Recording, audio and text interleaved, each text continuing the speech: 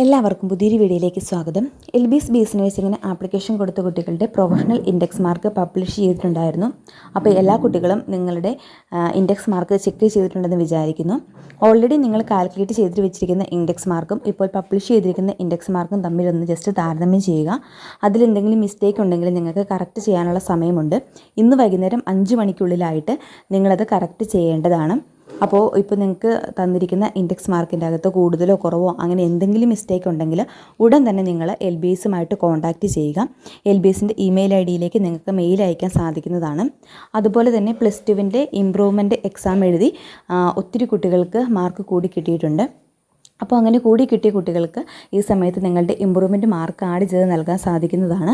അതിനായിട്ട് നിങ്ങൾ ചെയ്യേണ്ടത് നിങ്ങളുടെ ഇമ്പ്രൂവ്മെൻറ്റിൻ്റെ മാർക്ക് ഷീറ്റും അതുപോലെ തന്നെ നിങ്ങളുടെ രജിസ്റ്റർ നമ്പറും ലോഗിൻ ഡീറ്റെയിൽസ് എല്ലാം കൊടുത്തുകൊണ്ട് നിങ്ങൾ LBSൻ്റെ മെയിൽ IDയിലേക്ക് മെയിൽ അയയ്ക്കുക. അതുപോലെ തന്നെ നിങ്ങൾക്ക് പ്രൊഫൈൽ വഴി നിങ്ങളുടെ ഇമ്പ്രൂവ്മെൻറ്റിൻ്റെ മാർക്ക് ഷീറ്റ് അപ്ലോഡ് ചെയ്ത് നൽകാൻ സാധിക്കുന്നതാണ്. എങ്കിൽ മാത്രമാണ് നിങ്ങളുടെ ഇൻഡെക്സ് മാർക്കിലേക്ക് ആ മാർക്ക് പരിഗണിക്കത്തുള്ളൂ.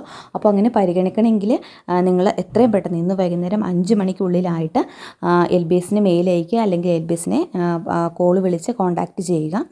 അപ്പോൾ ഇപ്പോൾ പബ്ലിഷ് ചെയ്തിരിക്കുന്നത് പ്രൊഫഷണൽ ഇൻഡെക്സ് മാർക്ക് മാത്രമാണ്.